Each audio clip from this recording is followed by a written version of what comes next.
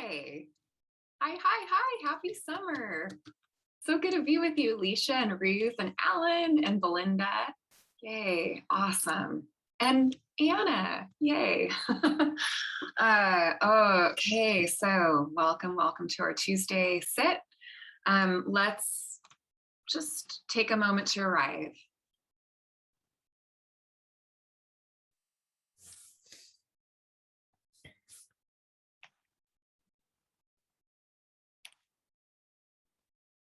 Sometimes for me, it's the sense when I come into my body of like, oh, that's right, I have a body.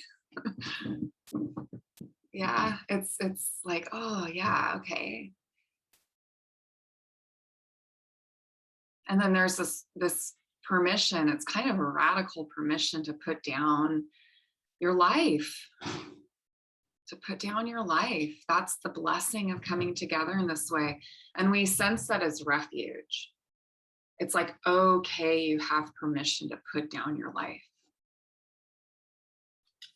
And to just be with what's here, to soften and receive whatever it is that you're here to receive.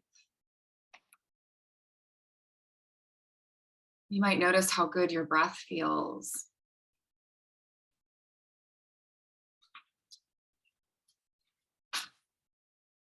Many of you have developed over the years a very wholesome relationship with your breath through your practice. So just sensing that relationship. Beginning to tune into whatever is, sort of along that soft front of the body. Starting to tune into sensations, emotions that you're present with right now.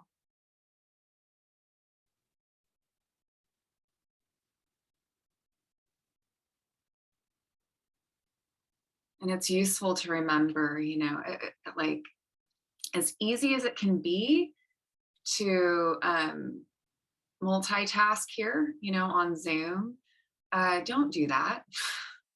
Just don't do it. Give yourself, what you really came here for.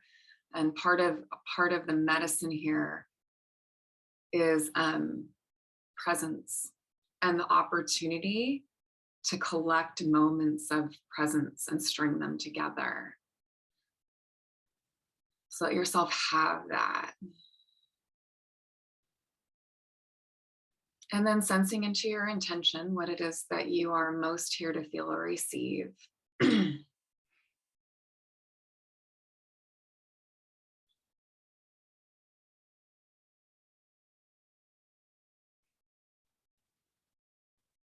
And opening the door right here for just a little more friendliness, whatever that means for you.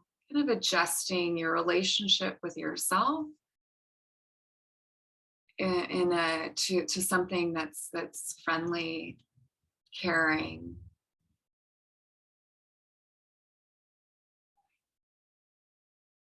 And this is something that you can revisit, many times as we practice together.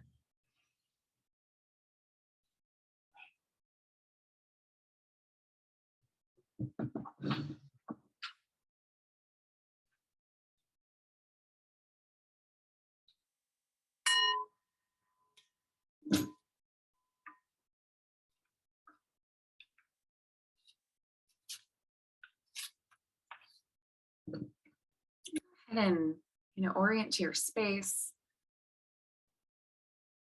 It never gets old.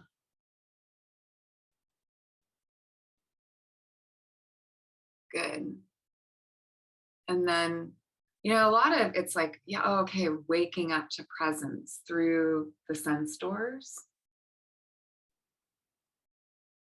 And through taking in sort of the relative, like okayness of this moment. Yeah. Life is, life is pretty safe or okay or good, in this moment if we're here. We're showing up live for this, or anytime, you're able to listen to something like this. It's like, okay, so letting yourself take it in.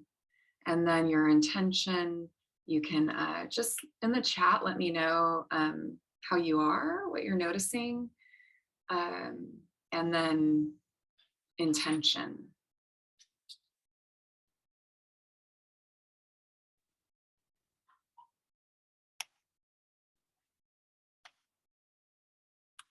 So many fireworks around our neighborhood last night. Yeah, you guys can relate, I'm sure, to hearing all the fireworks and all the partying. Oh, and I have to just like, I have to say, the day after the 4th of July is just one of those days when I take a moment to reflect on it, like when I'm so grateful I don't drink alcohol. Because I remember what the day after 4th of July used to be like for me. I mean, I wouldn't be doing this right now, that's for sure. I have to just be grateful for that.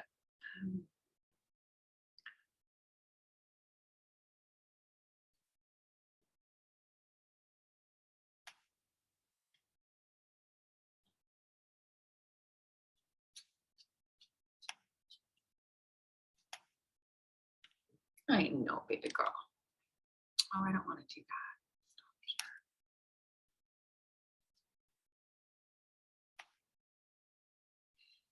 Thank you, Anna. Oh, welcome, Sarah Lynn. I didn't say that earlier. Excited, nervous about upcoming travel. Yeah, intention to surrender control. Good, thank you. There's something in the naming of like what's true too. Usually, oftentimes, when we say it out loud, when we bring more mindfulness to it, even in that, there might be a little bit of a shift, and that's a good thing to pay attention to.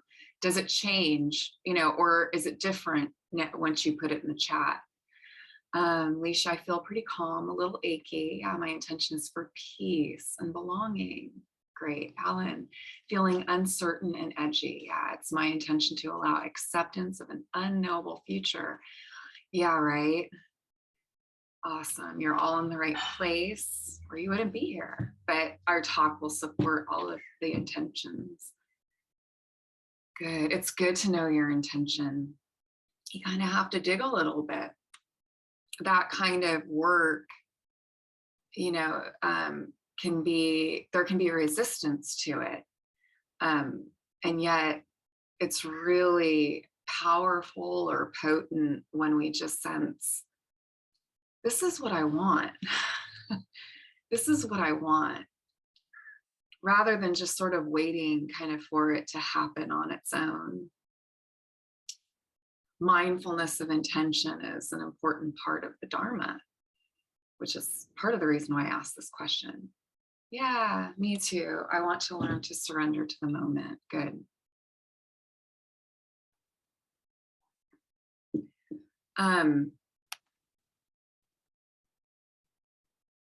What Alan speaks of is, yeah, I think, right. Well, when I read that, I was like, right, there's no ground. It's good to note the ways that we there's nothing wrong with this. Like we all do it. And I think that there's a lot that gets to happen and be done.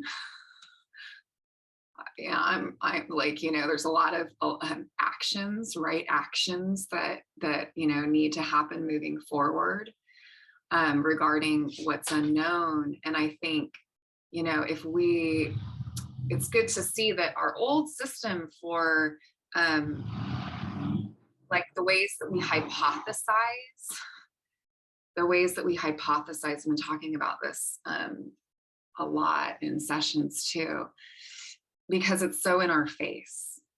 Because that if we just take what, and we project it onto the future, I mean, it really takes the wind out of our sails to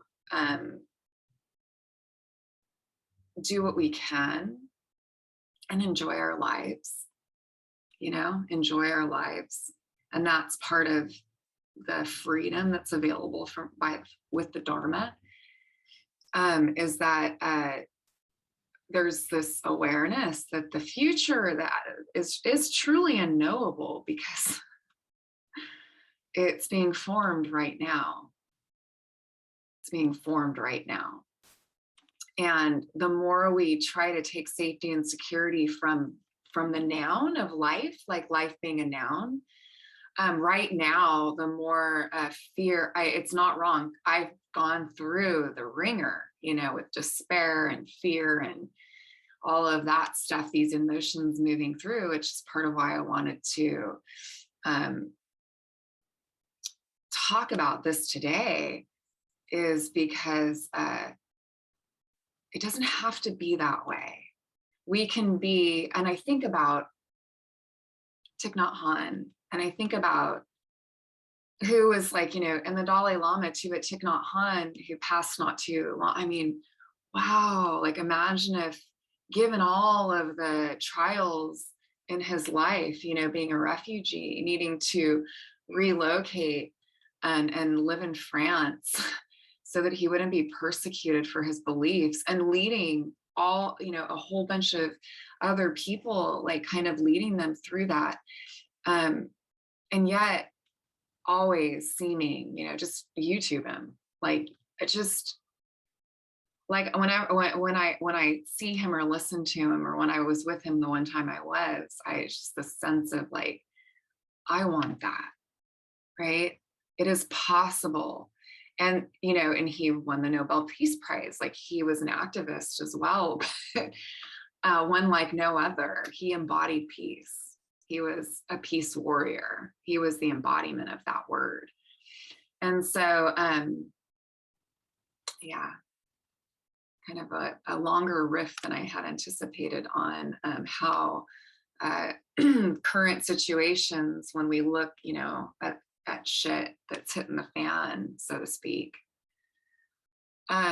if we project that and we just imagine it's just going to keep going and getting worse and worse and worse, that gets us nowhere really fast. And when the wind's out of our sails, anyway, yeah, there's another way, a way that protects our peace as we do what we can, and realizing that's only ever here and now.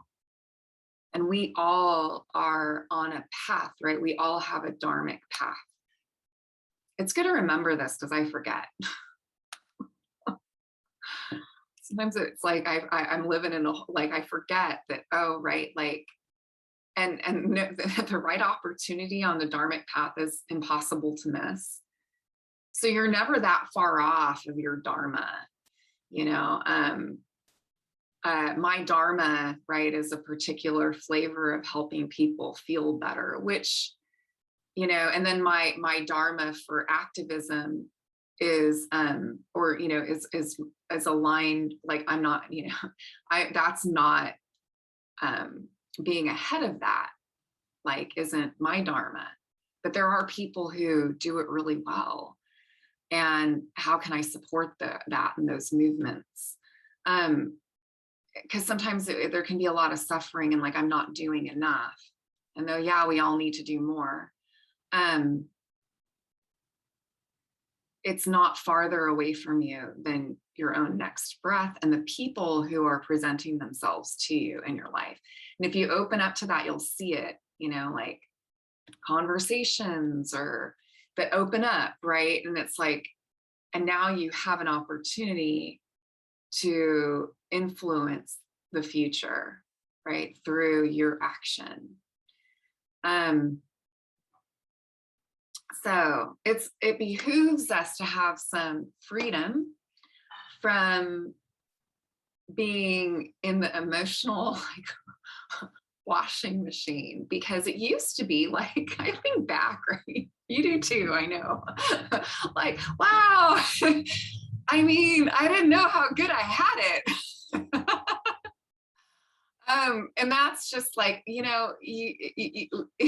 no, actually, the idea of the past isn't the past. And, we have, but it's funny, it's funny to look back and go like, but the same is true now. We need to be able to adequately grok reality,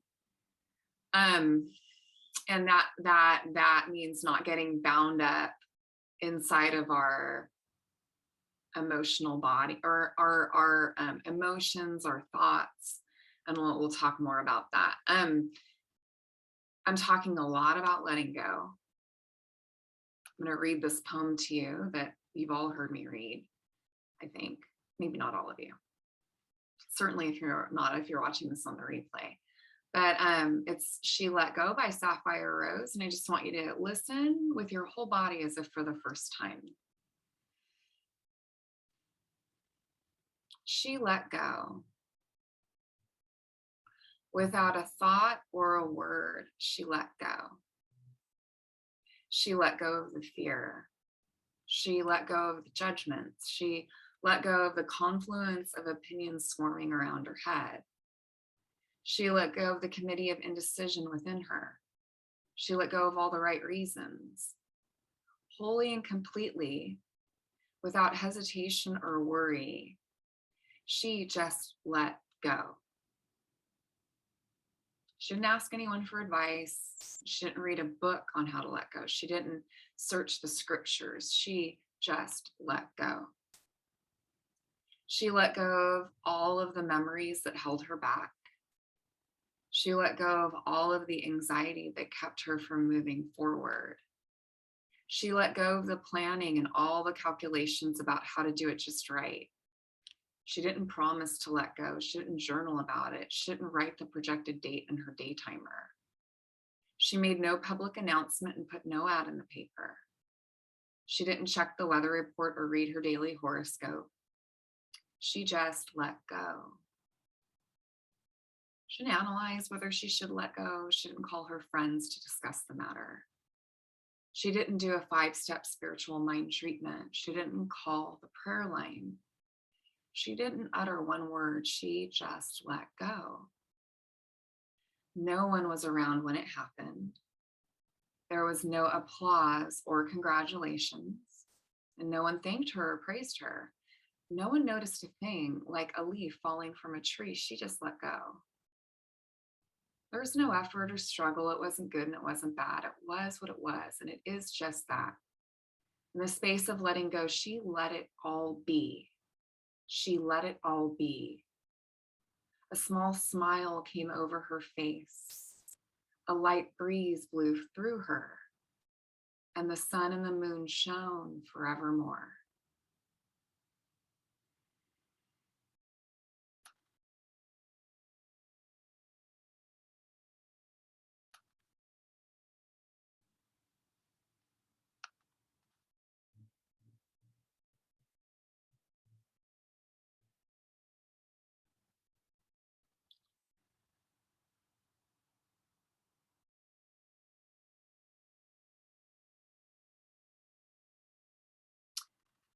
So, mindfulness of emotions, another way of saying that is she let it all be. And this isn't something that anyone has really taught us yet. It's good news to know that it's something we can learn and continue to practice. When it comes to, protecting our peace and being, like I mentioned in the email, a bodhisattva. You don't have to be a bodhisattva or identify with that at all, but bodhisattvas vow to return lifetime after lifetime to save all sentient beings. We often and are taught to forget ourselves in that equation. I mean, like, it's real easy to focus on the outside world, focus on what's wrong out there, and neglect what's in here. We're trained to do it. And so mindfulness of emotions is the key. I mean, there's so many different ways of saying it and teaching it and stuff like that too. But through the Dharma lens, which is what we do here and explore here, is partly through that.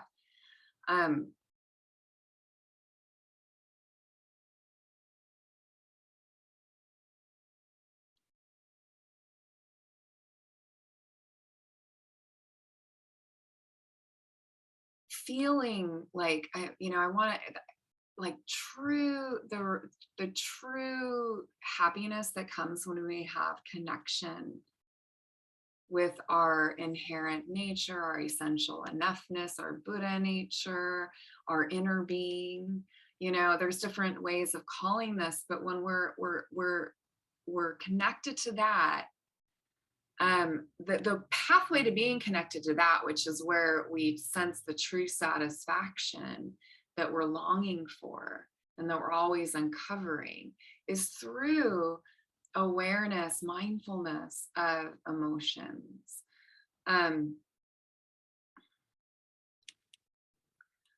Oftentimes we don't feel so great about our emotions, especially when those emotions are uncomfortable or painful, or we've been taught that just by having them, there must be something wrong with us.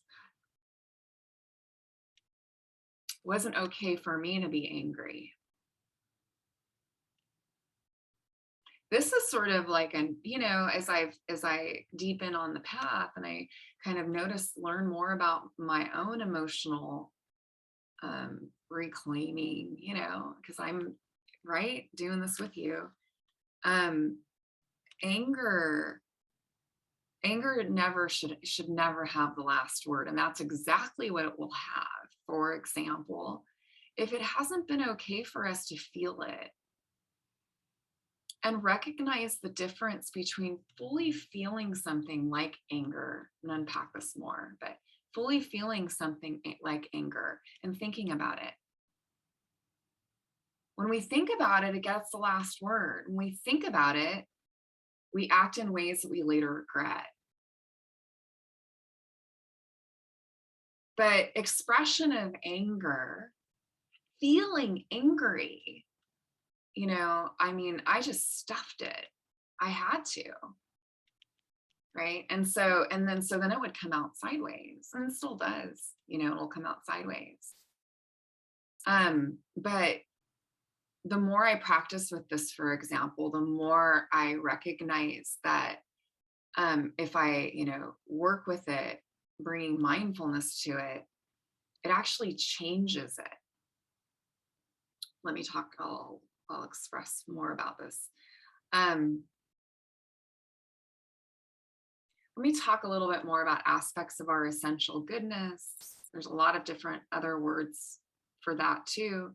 It's important that we all take a moment right now just to entertain the possibility and to have confidence in your capacity to connect to and to listen to this and to be fueled by this essential goodness.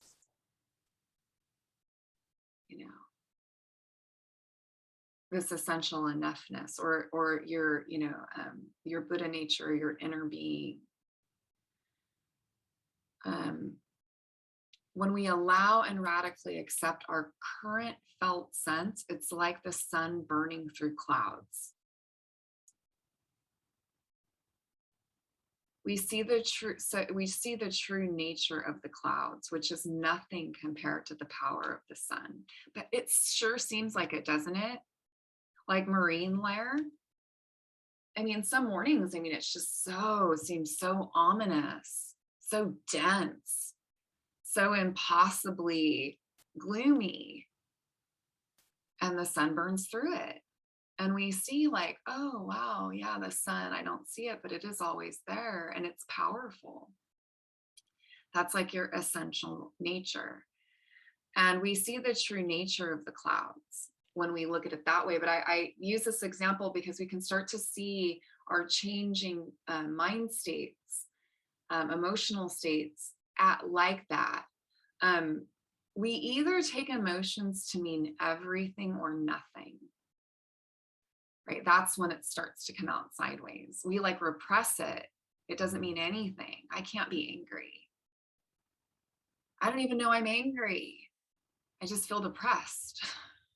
That was me, right? It was like, I didn't know I was angry. I was just depressed. and that was part and continues to be part of how I work with my own depression. Let me see. If all we focused on were the clouds, we'd miss the sun. It's important to remember. That's why it's important for us to remember, because sometimes when it's really cloudy, the idea of there being something to listen to, that a way through this that is not one that we can see necessarily, we don't even grok that. And so it's good to have confidence in our capacity to be free. And I think of Thich Nhat Hanh, like, oh wow, like if he could be who he was and his being, my teacher, a lot of people that I know, Deepa Ma, I'm thinking about, some teachers I've talked about here. This isn't about trying, this is important, this isn't about trying to stay happy all the time. The trying is suffering or resistance.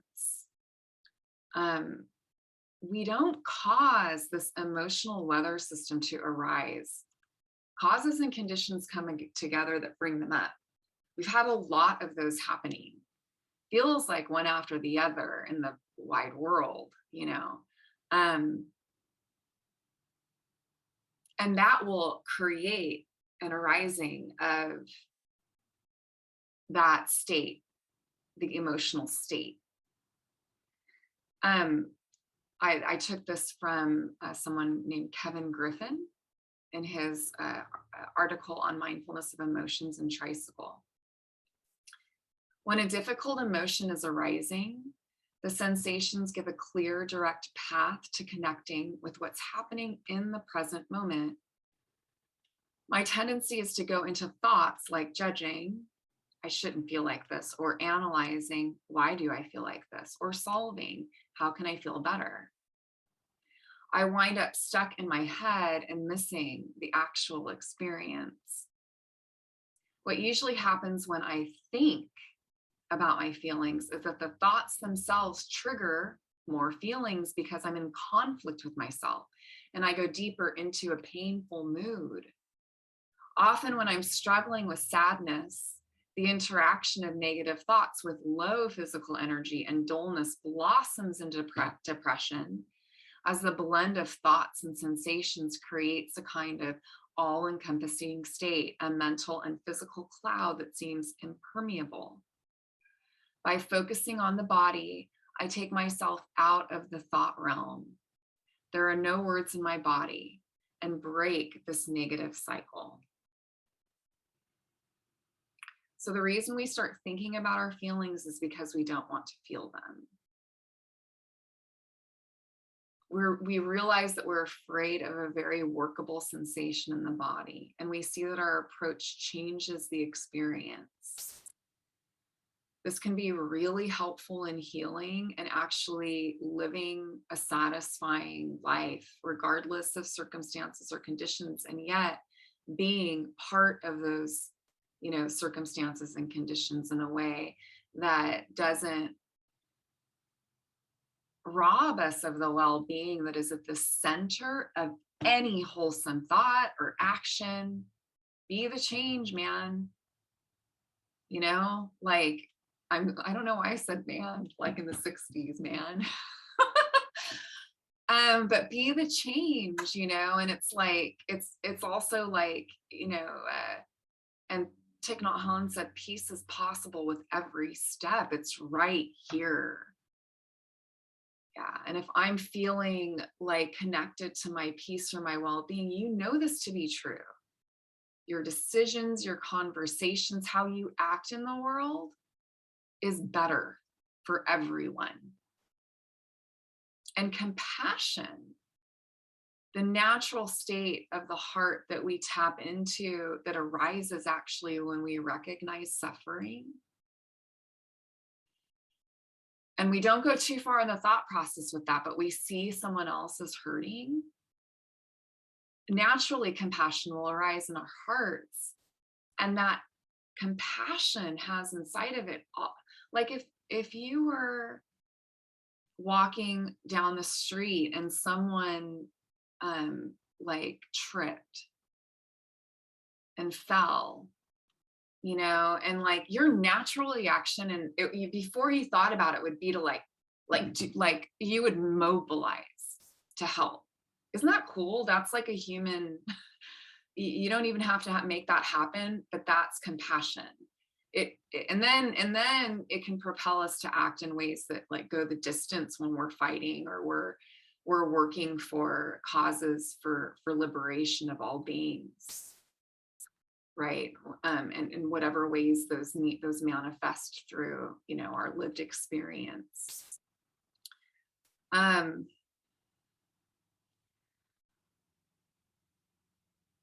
There's this relationship that we have through mindfulness of emotions, that it's not about me, it's just stuff happening. So rather than taking them so personally, like I'm feeling angry and that means that I am an unlovable woman, girl. And it was very related for me in my patterning to my gender, to me being, a woman or a girl. Like boys, it was okay. Now my dad didn't have boys, he had 2 girls. And and there were some blessings to this, because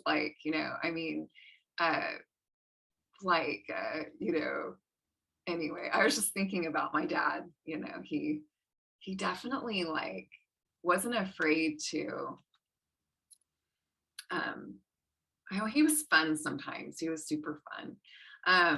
Yeah, he was super fun. He was never like delicate with me, which was super cool, because I was, it taught me to be riskier with play, and like doing stuff, jumping off the high dive or whatever. That's my dad. That I would ever even do that. And I, anyway, but I couldn't be mad. I couldn't be mad. I could be tough, but I couldn't be mad. And women that were mad, the lesson that I received was that was not lovable, not attractive. That was not nice. That's not a good, ick. And so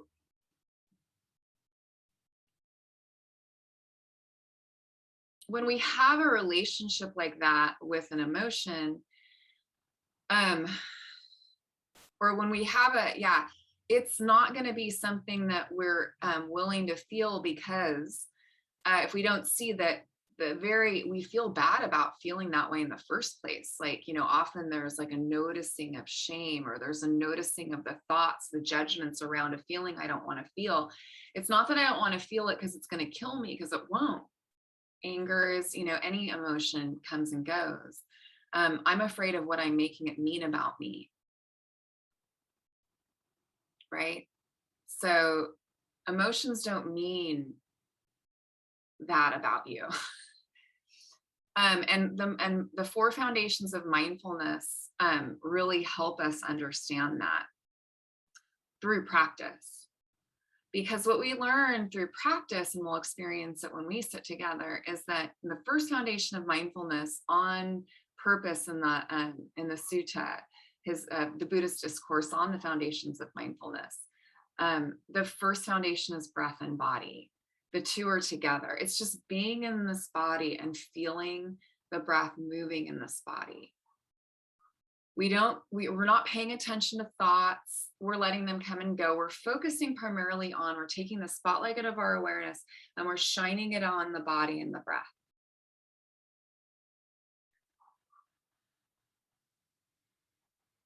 Once that becomes relatively stable, like I'm kind of more here, I'm kind of settled, you all have had that feeling, then we'll open up the container and in the teachings to Vedana, which we've all explored, here in the Sangha through our past sits, pleasant, unpleasant, or neutral. This experience, this conglomeration of sensations that I'm noticing in my body as I'm just being mindful of my body and my breath, is unpleasant, or pleasant, or neutral. Because if we don't catch the Vedana of sensations in the body, it quickly proliferates into thoughts. Fantasy is a good example of this. Panic attacks. We all know this, those of us who, suffered from panic attacks. And when I first found mindfulness and I was exploring mindfulness of emotions and thoughts, that was actually what gave me the space that I needed to see that my panic was completely tied to a catastrophic thought that it wasn't happening in the here and now. And that was huge for me. It actually changed my experience of fear forever, or at least as far that was happened 2 decades ago. And so these are powerful practices. Noticing pleasant, unpleasant, neutral, and how if we don't check it, if we don't notice it, we will get really busy into trying to hold it or manage it or push it away, get rid of it. Oh my gosh, I don't want to feel this way. Oh no. What if I can't stop? What if I'll feel this way for the rest of my life? What if I'm crazy and that's why I'm feeling like this? Like it was all of that. I didn't fear dying with my panic attacks. Mine were more head centered. I feared madness. I feared going crazy. And yeah, just normalizing. If you've gone through, you know what I'm talking about. And it's been 2 decades since yeah. 3, at the third foundation of mindfulness, we start identifying mental states. Meaning now I can, I think this is sadness. The naming of the emotion doesn't come before the feeling of it, but that's identifying mental states. That's a panic thought. And there it is. But we establish the other foundations first. And the last foundation is spacious, open awareness, noticing what's noticed. Let's practice together. I went long-winded today, had a lot about this topic because I just felt like it was really important given life, given life, and especially what's been going on right now. How do we find freedom? It lies a lot of it here, mindfulness of emotions. I really appreciate your donations, and you can make donations to me for these Dharma talks and meditations via Venmo, PayPal, or Zelle. And if you're watching this on the replay, it's beneath the talk. Find a comfortable seated posture.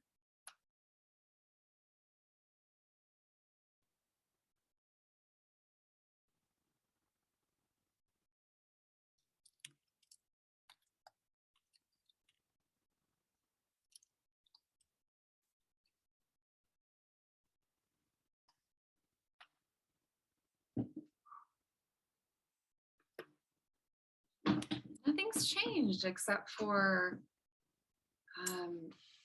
we're starting to let everything get more simple. Oh, outside with that.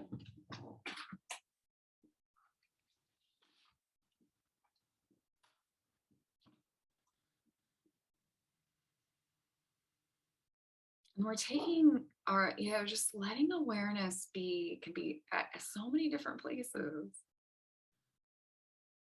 We're just letting it be all the way in the body. Drop the talk, whatever you needed to hear, you received.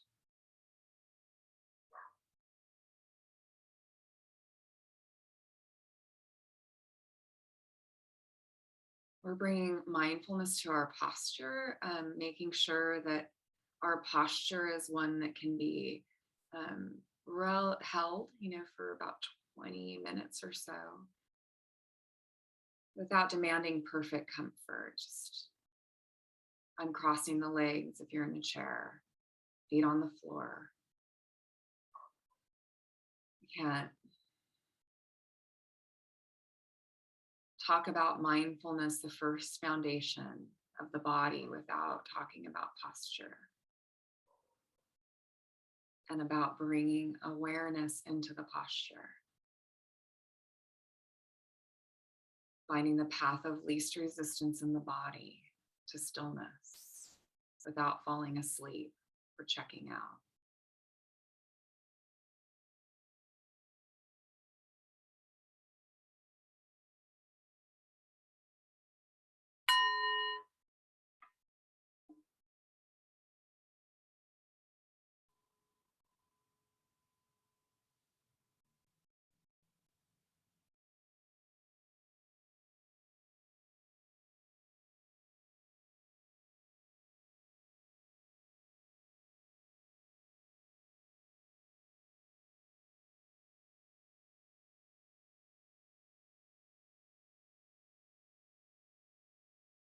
Sometimes it feels nice and you might want to just take a few deep breaths.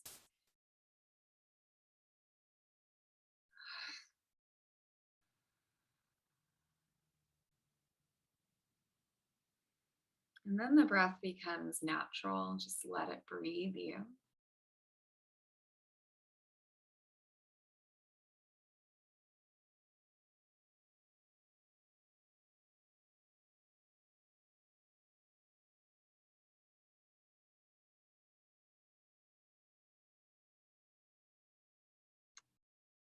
Feeling the way breath feels in your body as you breathe, especially across the front axis.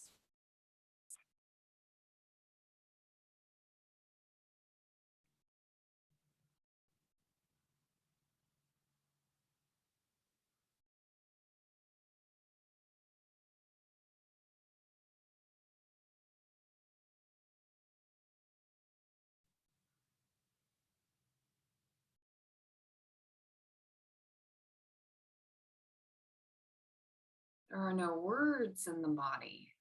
The experience of the body is wordless.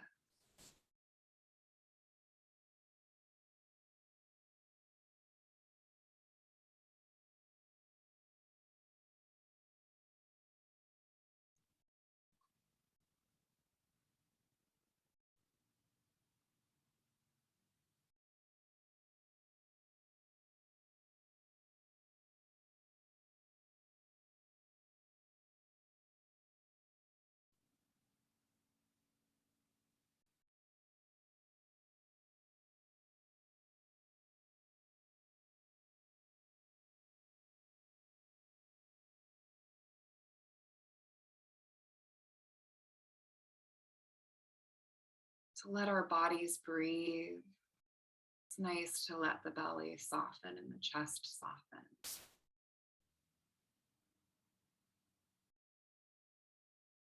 Maybe you find that naturally the breath starts to fill more of your belly. Let that happen. And let your awareness stay with it.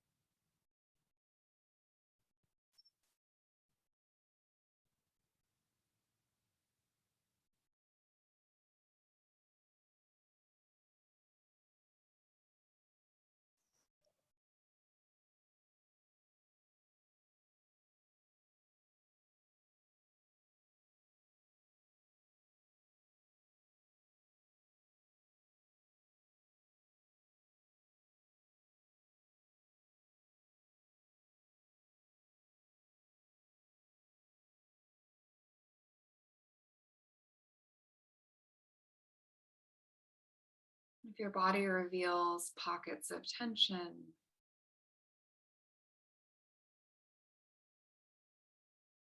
the practice is just to soften, to feel and soften.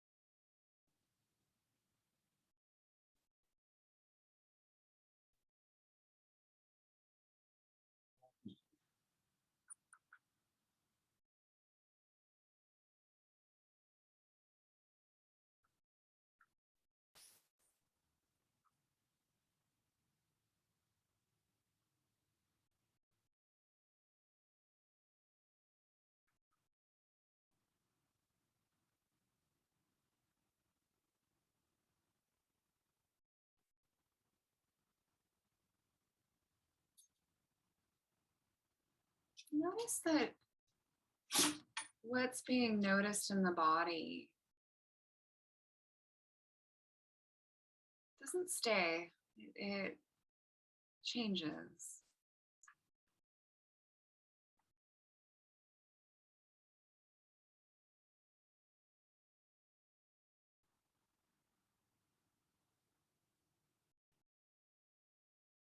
Some of the experiences we notice, we would say, are pleasant.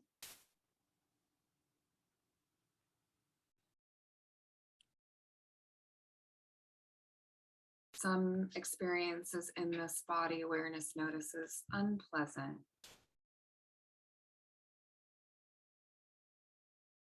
Sometimes awareness is noticing something neutral. That if we don't notice was neutral, will turn into unpleasant or pleasant. Opening up the mindfulness now to include the Vedana, the feeling tone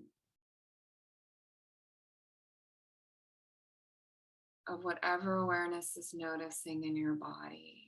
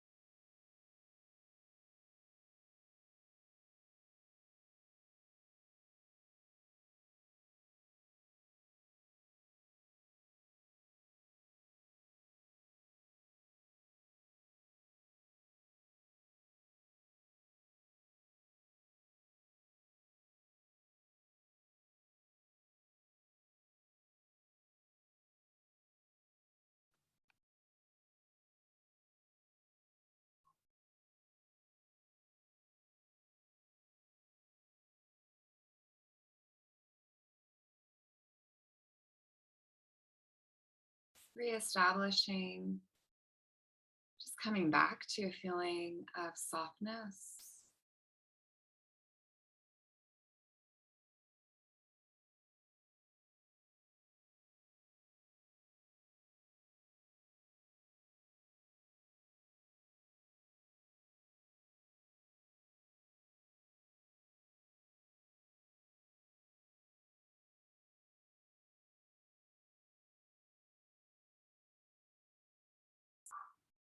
Noticing if you're noticing in your body more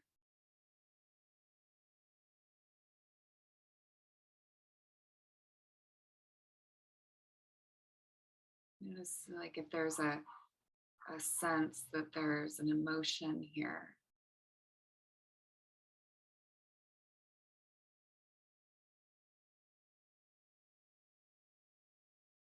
This fluttery feeling, it might be restlessness or heaviness in your chest or in your stomach might be sadness, or a warmth in your chest might be gratitude.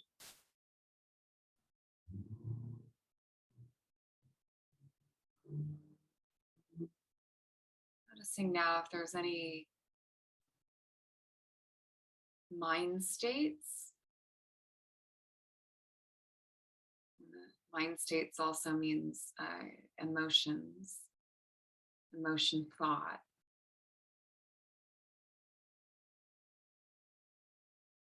That you could just softly name as you feel it. Oh, yeah, boredom, or oh, yeah, contentment,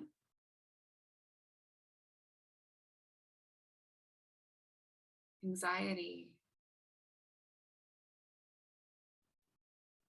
gratitude.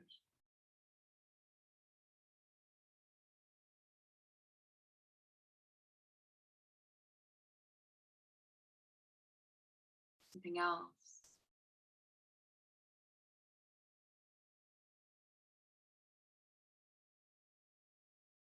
And then letting it go. Letting yourself rest in the body of ease for a few more moments together.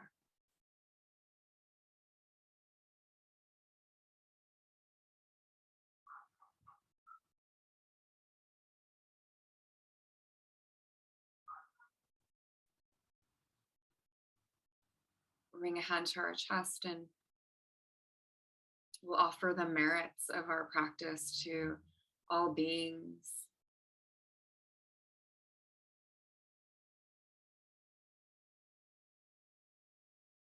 And if there's a particular kind of group of beings that you want to send your metta to, really sensing that in the you and the we of our recitation, we'll chant. We'll just chant once for I, for you, and for we. Deep breath in. May I be filled with loving kindness. May I be well. May I be peaceful and at ease. May I be happy. May you be filled with loving kindness. May you be well. May you be peaceful and at ease. May you be happy. May we be filled with loving kindness. May we be well. May we be peaceful and at ease. May we be happy.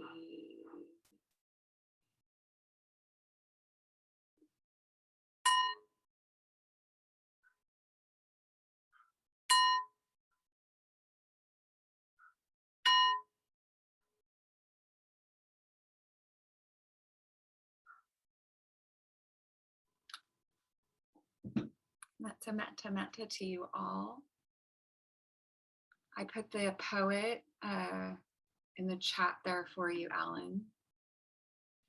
Good to see you, Sarah Lynn and Alan and Anna and Leisha and Marilyn and Ruth and Belinda. Yeah, please share. We'll be back next week, Tuesday. Please share this with someone you think could use it. And just on the side, I want to say that in terms of what can we do, I'd mentioned a few emails ago, I dropped a link for Planned Parenthood. I upped my contribution to them, and they are very, very active right now with text messages and such, and different opportunities depending on what you feel works for you in your life and supports your metta, supports your well-being, and your bodhisattva vow. And so I just want to say that They've been around a long time. I have personal experience with how incredible just having that service available is. And yeah, they know what they're doing, in my humble opinion, for what it's worth. So blessings to all of you.